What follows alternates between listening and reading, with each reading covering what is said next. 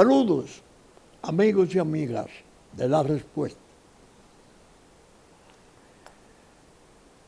Creo que estaremos de acuerdo en que Donald Trump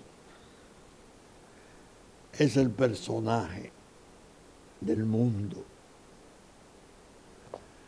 Quien lee las noticias en los diarios internacionales y en los nacionales, quien atiende las redes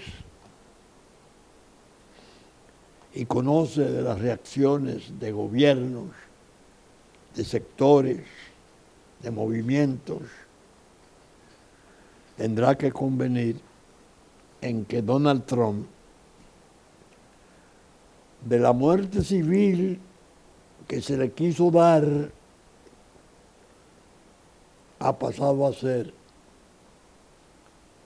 un fenómeno de escala mundial, que, como he dicho otras veces, la revista Time se quedó corta cuando lo declaró el personaje del año. Y La Respuesta dijo, no, el personaje de lo que va de siglo, porque no hay nadie que haya concitado más noticias y más interés para disentir como para aprobar, como para el asombro. Las medidas están en curso. Todas son dramáticas, difíciles. Él las había anunciado durante su campaña abiertamente. Propiamente lo que está dándole cumplimiento a lo prometido en la campaña. Desde luego, han comenzado a aparecer las contestaciones, los abrojos, las respuestas a escala mundial. Es increíble, es increíble. En el fondo, no es la persona en sí la que despierta tanto interés y conmueve y estremece al mundo. En el fondo es una nación importantísima que al elegir ese hombre dio un manotazo. 77 millones de sus hijos dijeron, no está muerto civil, no creemos sus acusaciones. La sentencia que van a dictar y fijaron el día no será posible porque la Corte Suprema hizo valer de algún modo su poco acceso o ningún acceso por su condición de expresidente y la inmunidad correspondiente. Ese es el que va. Estados Unidos se levantó a votar y le dio una lección memorable al Partido Demócrata y a los grupos que en los últimos años lo mantuvieron un tanto secuestrado para hacer cosas que realmente apenan, cuando no avergüenzan.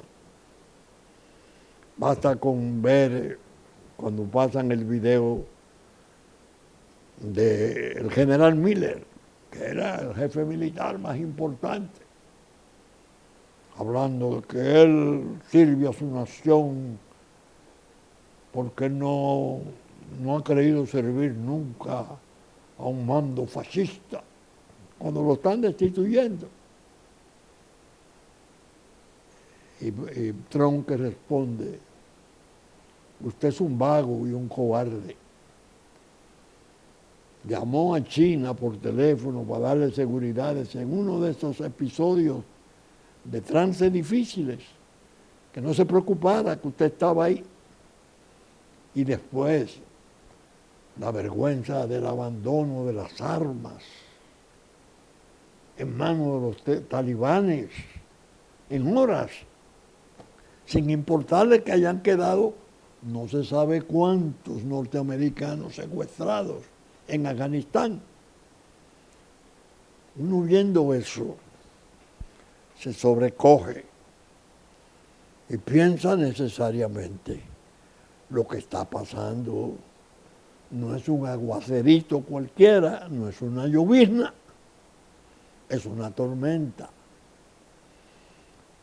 La gente seleccionada por él, medio resistente el Congreso, porque los demócratas se oponen y hay algunos 2 o 3 republicanos del viejo orden no son confiables. Se vio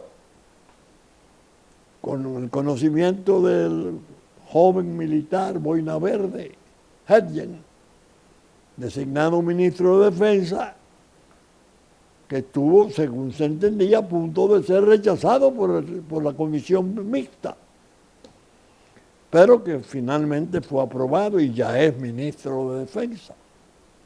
Héroe de 2 guerras, cristiano profundo, parece que un hombre recto que va a imponer, según él prometiera, una disciplina diferente en el Pentágono. Indica que ya comenzaron las medidas duras. Incluso hay una que llamó la atención particularmente de mucha gente interesada. 8,000 soldados y oficiales habían sido retirados porque se habían rehusado o negado a ponerse la vacuna contra el COVID-19, alegando razones de conciencia. 8,000. ¿Qué ha hecho el señor Trump? Con su secretario flamante de Defensa, reintegrarlos a todos. No solo reintegrarlos a todos, sino premiarlos o reconocerle que se trató de un abuso, una violación grave de los derechos de conciencia, y le va a pagar el sueldo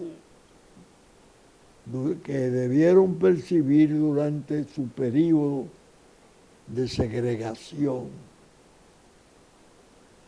Como se advierte, señores, esto no es sencillo,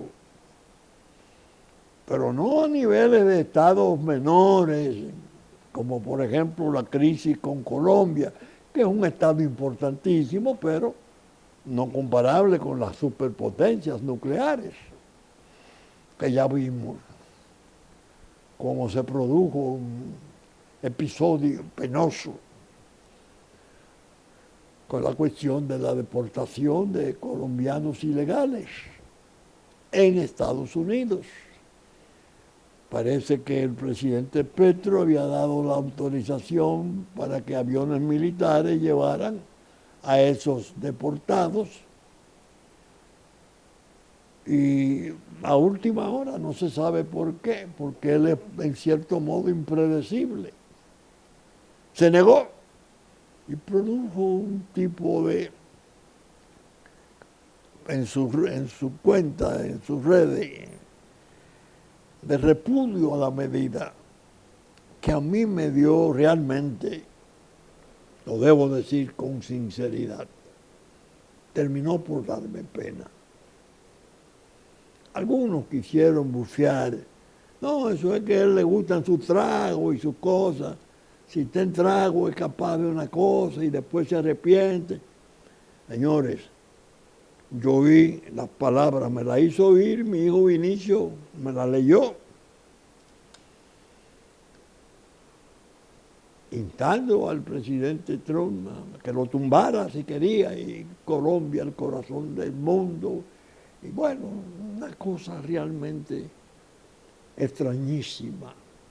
Por suerte, horas después, parece que, dado los intereses tan importantes que se afectaban con la respuesta de Trump, imponiéndole a Colombia aranceles, prohibiendo propiamente la importación de Colombia, de todo producto.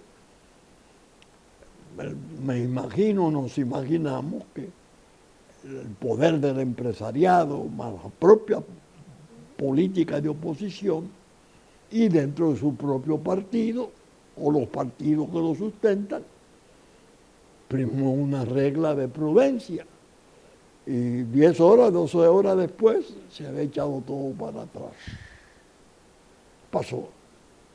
Naturalmente, es un episodio se podría decir, de advertencia, porque hay episodios más graves todavía pendientes, que están en curso.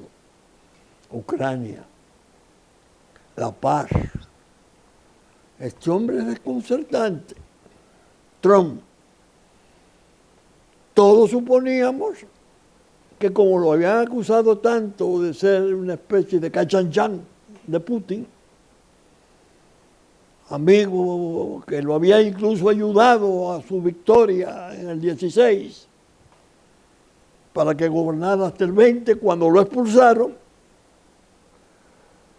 él mismo decía, yo la hago la paz en 24 horas, y se entendía, bueno, esto es que es un pana, como dicen en el lenguaje común, pana full de Putin.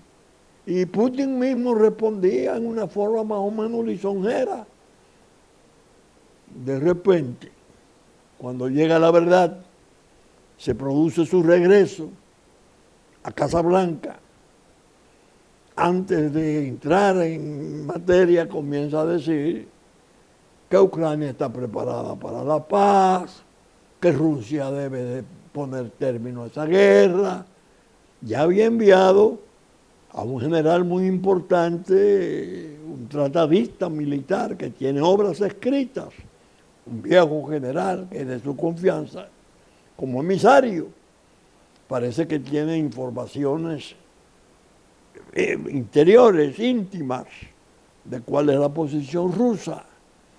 El caso es que se está manejando el proceso de paz dentro de dificultades naturales, porque Alemania tiene elecciones ahora en febrero, la Alemania de Merkel, la Angela Merkel, en las relaciones con la Rusia de Putin era una cosa, después vino Scholz, se deterioró todo, se sumó a Occidente, proveyó armas, le abrió guerra propiamente a Rusia, guerra virtual, proveyendo armas.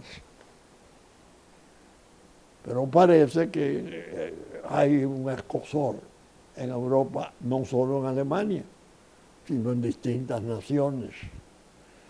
Bueno, se han producido fenómenos realmente extraordinarios, porque hay un espécimen de mando que lo han combatido mucho Orbán en Hungría, como recalcitrante, ultraderechista, lo peor que puede haber. Y ahora sucede que el hombre se ha tornado en una pieza útil para la paz.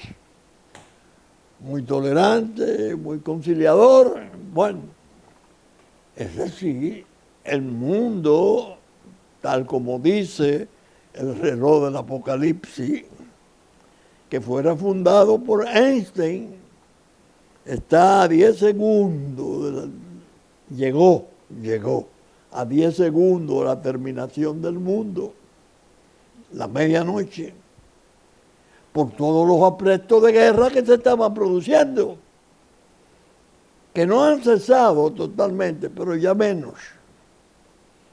Están en una especie de pausa mal disimulada.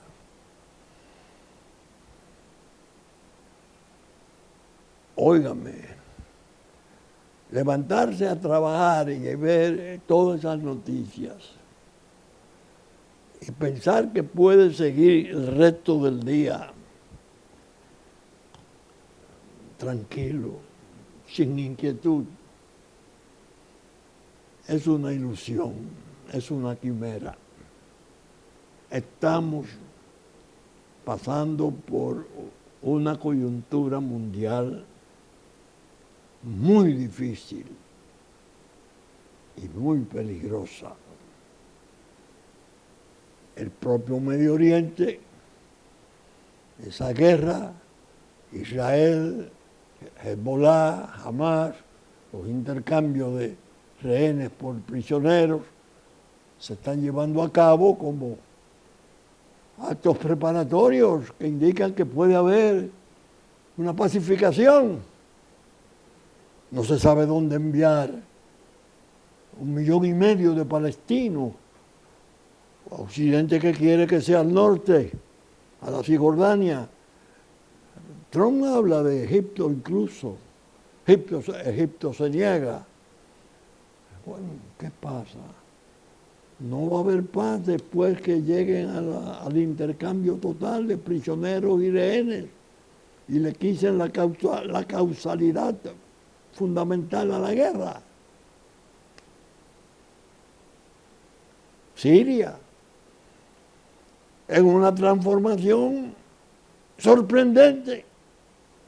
El Sahara, que era miembro de Al-Qaeda, imagínense ustedes, el movimiento de Bin Laden, alto, tiene cierto parecido con Fidel Castro, una barba grande. El hombre asume el poder en Siria, concilia, los grupos se disuelven, Siria está reclasificando, y la Unión Europea y el resto de los poderosos entienden que Siria es plausible. Bueno, es un momento o es una actualidad, para decirlo con mayor propiedad, compleja, muy compleja.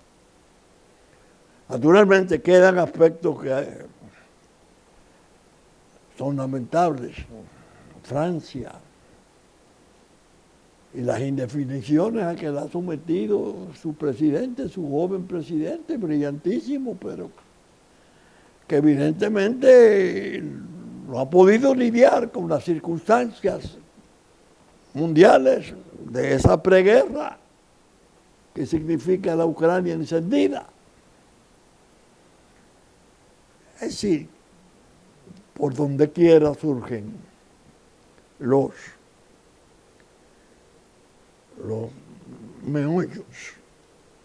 Uno cree encontrar, mira esto aquí, esto es definitivo. No, te va a aparecer otro, y después otro, y después otro. Nada es definitivo. Uno de una forma, otro de la otra, son contradictorios. ¿Y qué pasa? Este mando mundial está medio alocado. A mí me parece mucho, que el nuevo orden mundial que ha venido pregonando las BRIC, es decir, China, Rusia, Sudáfrica, Brasil, las BRIC, para sustituir el antiguo régimen capillaneado por Estados Unidos, el Estados Unidos guiado por los demócratas, llamémosle decadente, que se llegó a suponer que estaba entrando en agonía con este empuje de este hombre, esta vitalidad, este coraje y esas posiciones. Ese nuevo orden mundial se aleja. Y parece que se está generando una especie de nuevo orden que ni es aquel ni es el que existía, el que querían barrer, ni el que venía ni el que querían barrer. Es decir, las dos modalidades. Tendría un nombre. o un apellido, Trump. Trump. La pelea con China se esperaba cruenta, frontal, trágica, y ocurre que no. Que Xi Jinping y Trump se han llamado y ha habido intercambios más o menos corteses. El hombre belicoso, el toro bravo, parece que sabe dónde están los peligros mayores y los trata de un modo. China, la propia Rusia, dice ahora en sus últimas declaraciones que Putin está acabando con Rusia. ¿Cómo? Lo dice Trump. Pero cuando Rusia intentó su operación militar especial para recuperar los territorios que tenía Ucrania, vecinos, donde podía venir el armamento de OTAN, y eso determinó la guerra, Trump llegó a decir, oye, el chico lo ha hecho bien, refiriéndose a Putin, ha buscado sus tierras, pero él mismo llega y pone en la mesa a Groenlandia, una isla de hielo inmensa en el Ártico, pero con una posición estratégica. Allá andan los buques y submarinos rusos y chinos a granel. Queda en una posición que tiene un valor estratégico. A todo esto, la población de Groenlandia, que está bajo jurisdicción de Dinamarca desde hace mucho tiempo, es de 57,000 habitantes. Ustedes oyen, 57,000 habitantes es la población de Groenlandia. ¿Cuál de los pueblos menores nuestros aquí en República Dominicana pasa de 57,000 habitantes? Y eso tiene ahora una connotación. Y Europa dice que hay que defender a Dinamarca porque Dinamarca es a la que le corresponde la dirección moral y estratégica. Y Dinamarca dice que no, que eso no está en venta ni está. Y Trump dice, no, la podemos. De luego, es bueno que la gente tenga presente que se han hecho operaciones históricas. Por ejemplo, Alaska le fue vendida a Estados Unidos y es un estado americano. Es decir, hay un rompecabezas armándose, muy complicado, y toca desde Groenlandia, el canal de Panamá. Yo oyendo al presidente Moulin, digo, bonito el gesto y la posición nacional. El canal es de Panamá, eso no está en venta porque el canal es el alma de la nación. Hermosa posición, no hay duda, impecable. Pero hay dos tratados. El que le cedía el canal en el tiempo del presidente Carter, recién desaparecido, y uno de neutralidad, que es el que parece que puede ser objeto de tratamiento resolutorio. Es decir, la presencia de China en dos puertos importantes y el control de ella sobre esos puertos y el control indirecto pero muy fuerte del canal, Trump dice que es peligroso para la seguridad nacional norteamericana y que él entiende que Estados Unidos debe recuperar el control del canal porque conforme al pacto de neutralidad fue violado porque Estados Unidos no le cedió ese canal a China, sino a Panamá. Ay Dios, ¿y esto qué es? Es decir, observen que he querido hacer con el primer tema de la respuesta una especie de vaciamiento de mis preocupaciones. Cada tema, cada tema, cada tema. Ninguno es ajeno. Todos están conectados. Es un manojo realmente, de hechos y circunstancias. Y un hombre en la base, con un equipo de gobierno que ya dije está siendo resistido por el Congreso. Ya vimos lo del ministro de Defensa. Ahora se presentó un caso que a mí me llegó hondo, me llegó lejos, porque he sido toda la vida un admirador de John F. Kennedy.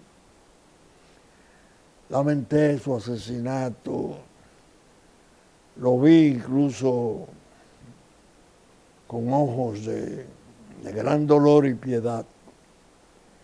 Aquella foto increíble de John, el muchachito que después se mató ya ahora, en los últimos años, en un accidente aéreo, saludando el cortejo que llevaba a su padre asesinado. Y he sido un admirador, naturalmente, de Robert Kennedy, que fue procurador de él. Primero por la energía y la forma en que combatió las mafias, incoercible. Estaba llevando un acorralamiento progresivo de las mafias, al grado que se dice que 6 años después del asesinato de su hermano, viene el de él, ya en California, cuando estaba a punto de ser presidente. Y no dejan de señalar a las mafias, que pueden estar por debajo. Ahora los papeles desclasificados podrían decir, como dijeron de su hermano presidente, que había sido una reacción de las mafias porque ellos se sentían traicionados, porque en el 60 Kennedy había ganado las elecciones en una votación cerrada a Richard Nixon con la ayuda de la mafia de Chicago. En definitiva, era un tiempo muy delicado porque el padre de ellos era un fenómeno. Joseph había sido embajador norteamericano en Gran Bretaña antes de la guerra, en los primeros tiempos de la guerra segunda. Y tenía una posición que era muy abundante en Inglaterra, pro Alemania. No advirtieron, como advirtió Churchill, que sí lo advirtió, el inmenso peligro que representaba Adolfo Hitler. Y hablaban incluso como Chamberlain, que firmó y pactó con Hitler, supuestamente la paz del mundo. Y suerte a ese barraco o berraco, como dicen los colombianos, de Churchill, que nunca lo admitió. Se pudo terminar de salvar el mundo, porque le mantuvo la resistencia de Inglaterra que dio pie a su derrota. Entonces, Kennedy, cuando regresa, lo desacreditaron al padre. Había tenido un hijo, Joseph, mayor que John F.K., John Fitzgerald, brillantísimo.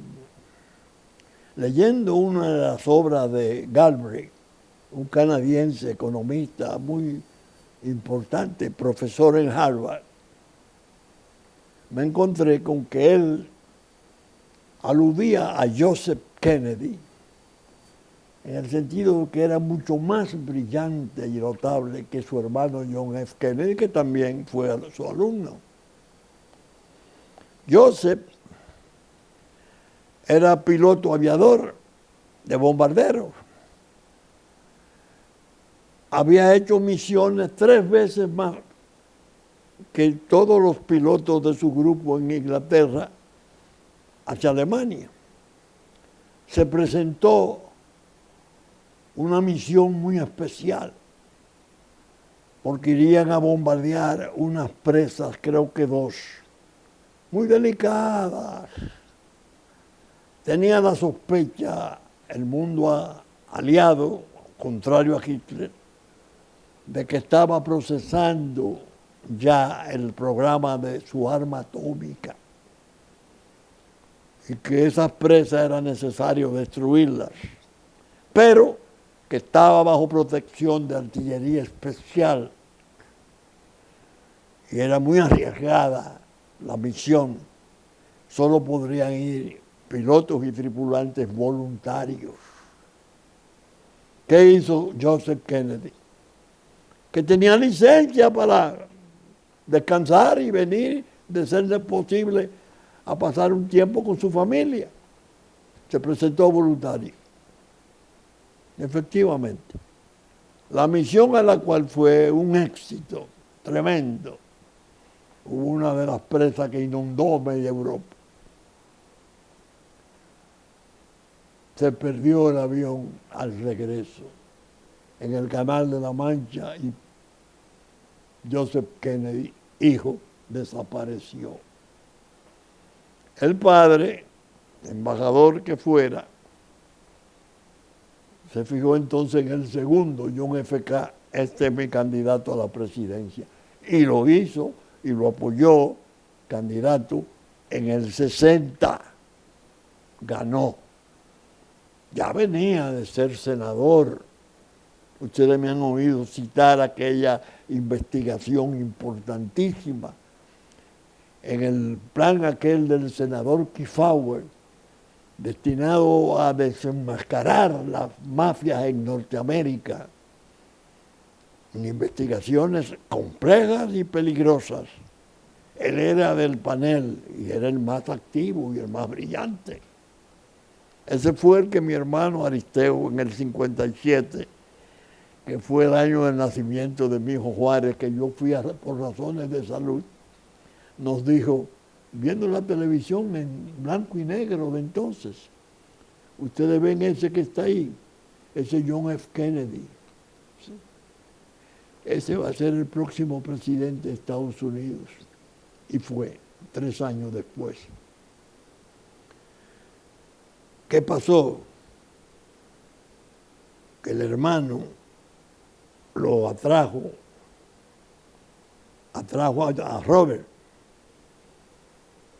Y Robert, en la Fiscalía General, en la Procuraduría, sería un fenómeno de severidad y de utilidad para su hermano, probada cuando la crisis tremenda de los misiles en Cuba, que fue el momento que estuvo más cerca al mundo de una confrontación nuclear entre Unión Soviética y Estados Unidos.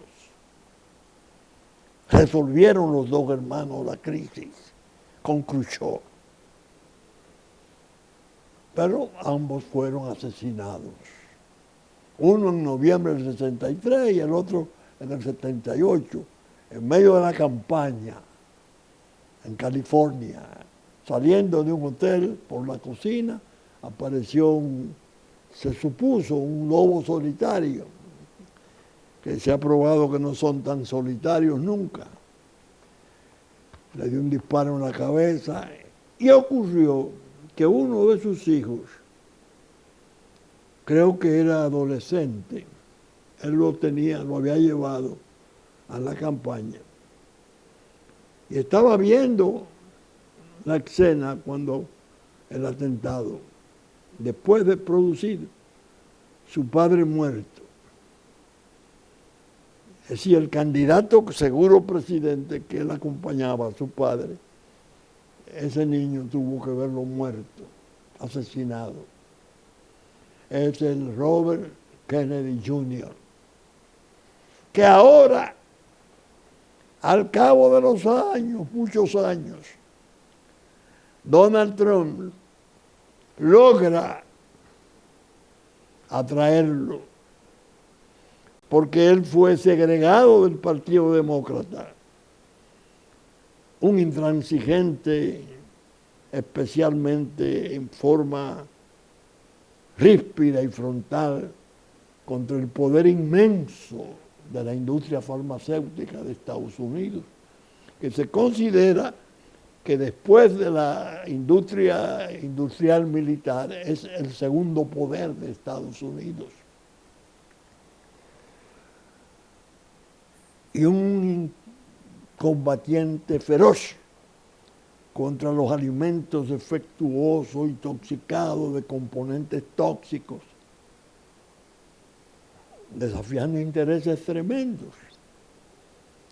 Era candidato independiente, se fue con Trump y llegó a decir: yo seré el tercer Kennedy asesinado. Yo lo sé. Sé por qué mataron a mi tío y a mi padre, pero no me van a vencer. Bueno, todo el mundo dijo: Robert F. Kennedy Jr., ministro de Salud de Trump, esta es una de las olas mayores del tsunami. Se celebró la primera sesión. Entonces, para que ustedes tengan una idea, surgió una situación muy desagradable. A mí al menos me desagradó mucho porque yo tanto a John como a ella, Caroline, bien siendo niños, le tomé a distancia naturalmente un aprecio y una piedad natural por motivo de la muerte, el asesinato de su padre. Carolina, prima hermana de Robert, le escribe una carta al Senado, a la comisión que está encargada de conocer la validez o la aprobación o desaprobación del Robert Kennedy Jr. como secretario de Estado de Salud, ministro de Salud. Una carta horrible, fea. Ella dice que ya se había abstenido siempre de hablar de las cuestiones de su familia, pero que ahora ella se daba cuenta el peligro que ese su primo hermano podía significar para Estados Unidos, porque era un depredador, y usa argumentos que son muy frecuentes en Estados Unidos para mover la piedad pública, que siendo jovencito se deleitaba poniendo los pollitos que trituraba para alimentar sus halcones, que siendo joven en el sótano había drogas, siendo adolescente. Y dice, y se hizo rico con la cuestión de la vacuna, su oposición feroz a que la vacuna contra el COVID pudiera ser puesta al pueblo norteamericano, que perdió 1 millón de sus hijos. Carolina se vuelve contra él y deja una huella mental donde se ve claramente que las farmacéuticas de algún modo le llegaron.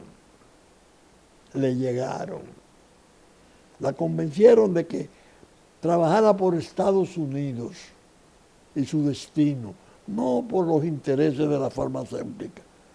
Yo no me atrevo a decir si mediante paga o no, porque no tengo la prueba, pero se supone, cuando esos intereses trabajan así, que debió de haber algo oscuro, a una influencia que no era sana.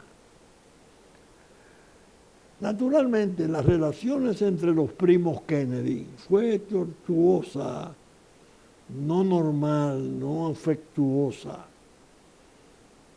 porque la viuda de John F. Kennedy se casó con el multimillonario nazi.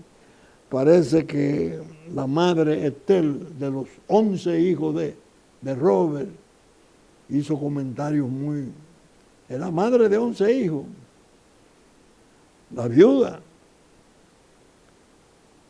la esposa de Robert, y parece que censuraba al matrimonio de aquella primera dama tan hermosa, tan bonita, que se casó con un multimillonario naviero nazis de Grecia, que esa era una estupidez, como que era una demostración de rencor y de poder. Bueno, las relaciones no fueron buenas. Se dijo siempre, se murmuraba que de algún modo los primos no afinaban. Parece que tuvo que mediar ese estado de cosas previo para esa carta tan tremenda contra Robert Kennedy. Y le dice, se enriqueció oponiéndose a la vacuna.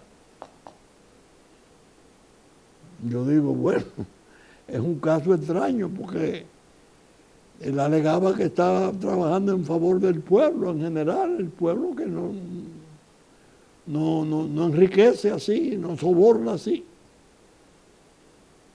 Pero él nació rico, porque su padre heredó a su padre, su abuelo Joseph era multimillonario.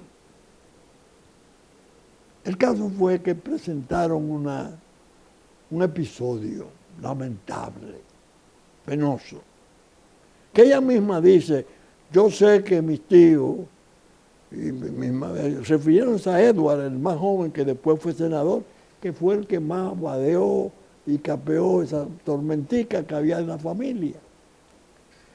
No estarían contentos con esta situación, es decir, yo sé que estoy haciendo algo indebido contra la familia, pero lo voy a hacer. Naturalmente está casi empatado. Hay 2 o 3 senadores del viejo orden republicano que parece que lo van a rechazar, pero existe la posibilidad de que aparezcan demócratas, amigos de él, que lo apoyen, no se sabe. La sesión de aprobación y desaprobación de Pastel, un descendiente hindú que dice amar a su pueblo porque él nació en Estados Unidos, propuesto para dirigir la FBI, que ha dicho desde antes que no es reformarla y darle unos toques y unos parches, no, que hay que propiamente desintegrarla y rehacerla. Me dice mi hijo Juárez, que siguió la sesión y tiene el idioma, que estuvo brillante. Se está deliberando a ver si se aprueba. Y una joven que era gobernadora o algo así, que es tremenda y tiene un historial de lucha muy fuerte. El caso es que van a cuentagotas conociendo el gabinete de Trump, porque saben que cada designado tiene ideas, tiene posiciones, tiene convicciones, y desde las funciones pueden resultar inmanejables, insobornables o incoercibles frente al temor o el miedo. Una forma de debilitar a Trump. Ok, tú eres el toro, el hombre que desafía las balas y no te importa que te tiren y te hagan un complot, pero no traiga ese grupo de truncitos, incluyendo el vicepresidente, que es una leyenda que bajó de las montañas, creo que, no sé si de los Apalaches, se hizo abogado, escribió un libro famoso, bueno, con un historial de católico cristiano además. En definitiva, el mundo está atenazado por factores de poder y su equilibrio no es un equilibrio deseable. Yo pensé muchas veces, antes de venir a este programa, voy a dedicarme a temas nacionales, a hablar de la unidad, que ya estoy cansado de pedirla, la unidad nacional como algo indispensable, como el oxígeno, para poder pasar por estas circunstancias y vicisitudes. Como nación, Estado-nación fuerte, de cerca de 2 siglos, sometido a penurias, pero con mucho empeño en progresar, ya que comienza a reconocerse a nivel del secretario de Estado, Marco Rubio, que viene precisamente el viernes de esta semana a visitarnos. En definitiva, lo pensé mucho y dije, no, me voy a concentrar en la cuestión mundial. Pero hay algo que quiero comentar al final. Tuve una pena especial. Un buen amigo de la República Dominicana, Robert Menéndez, Bob Menéndez, 18 años congresista de Estados Unidos, primero representante, después senador, importantísimo, presidente de la Comisión de Relaciones Exteriores, que dio muestra durante mucho tiempo de rectitud cuando se oponía al levantamiento de las sanciones de Irán, que Obama quería desesperadamente. Incluso he sabido luego, cuando estaba en proceso Bob Menéndez, que Obama me contó uno de mis familiares, que es muy amigo de él, que Obama lo llamó y le dijo, mira, tú trajiste a Netanyahu, el primer ministro israelí, directamente al Congreso sin que la Casa Blanca lo supiera. Yo no puedo gobernar con un jefe del Comité de Relaciones Exteriores contrario a mi política. O tú cambias, o yo te voy a hacer la vida imposible. Y así se lo hizo. Armaron el lío en Florida. Uno de mis sobrinos, muy querido, el doctor Merrick, fue llevado en una forma atroz a juicio. Se perseguía que vencerlo, lo amenazaban con perpetua. Siempre que echara al agua al otro, se negó. Lo condenaron. Trump lo indultó. Ya estando prisionero, condenado, lo indultó. Ahora condenan a Trump, a Bob Menéndez. Yo le conocí, traté con él algunas veces personalmente cosas nacionales. Por ejemplo, cuando el radar de superficie se oponían a que viniera aquí para controlar las lanchas de droga de Colombia. Se portó muy bien. En el año 2008 se portó muy bien con un proceso electoral delicadísimo, aquel famoso plan B que existía para contrariar los resultados y que consideró el general Powell, que bajó una orden, una especie de línea que evitó que se produjera un trastorno institucional nuestro. Muy amigo de República Dominicana. Su hijo incluso, de su matrimonio, ya es representante en la Cámara de Representantes Americana. Intachable. El juez ahora que lo condenó, le dijo, usted llegó a la cima del poder del país, pero en algún momento usted perdió el destino, la dirección. Su debilidad lo llevó a esto y lo condenó a 11 años.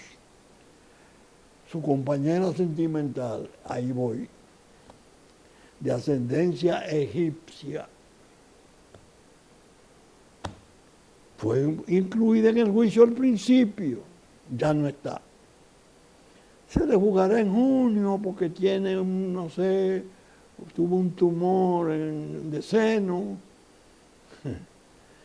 y lo han condenado supuestamente porque él recibió dinero, lingotes de oro y un automóvil de los egipcios y Qatar, que tenían cosas en el Senado norteamericano.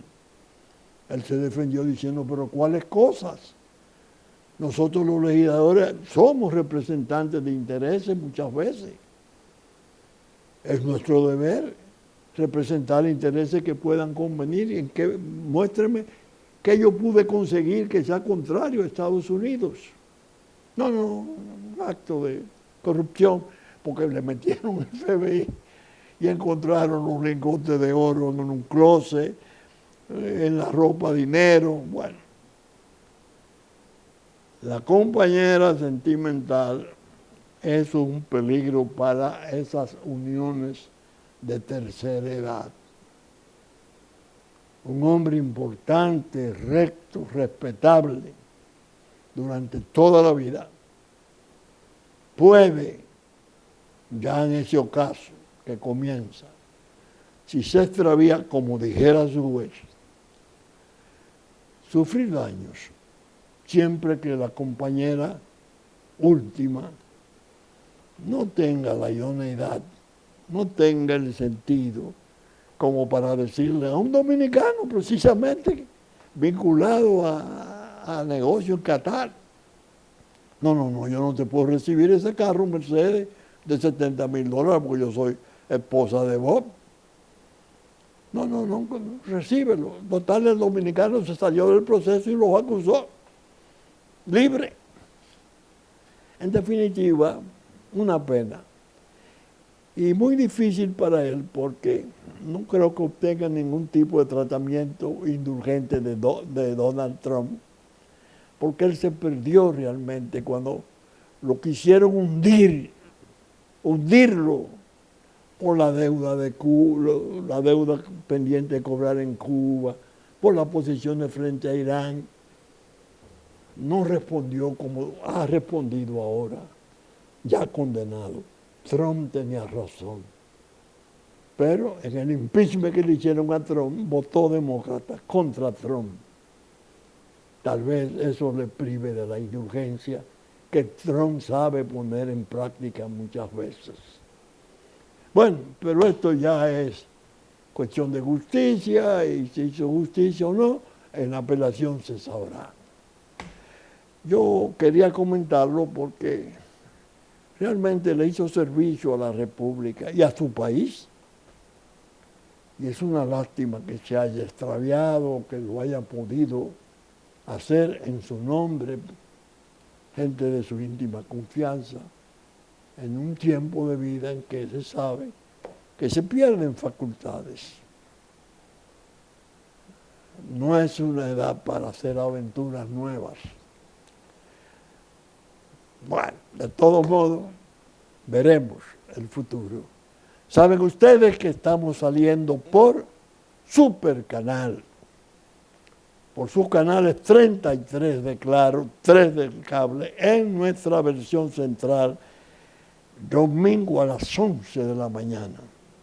Que asimismo, Teleimpacto en sus canales 52 de Claro, 22 del cable, a las 12 del mediodía y a las 9 de la noche de domingo, reproduce nuestros contenidos. Y que a partir de las 12 del domingo estaremos en YouTube ya. Con la gracia de Dios esperamos estar con ustedes nuevamente en otra entrega de La Respuesta. Muchas gracias y hasta entonces.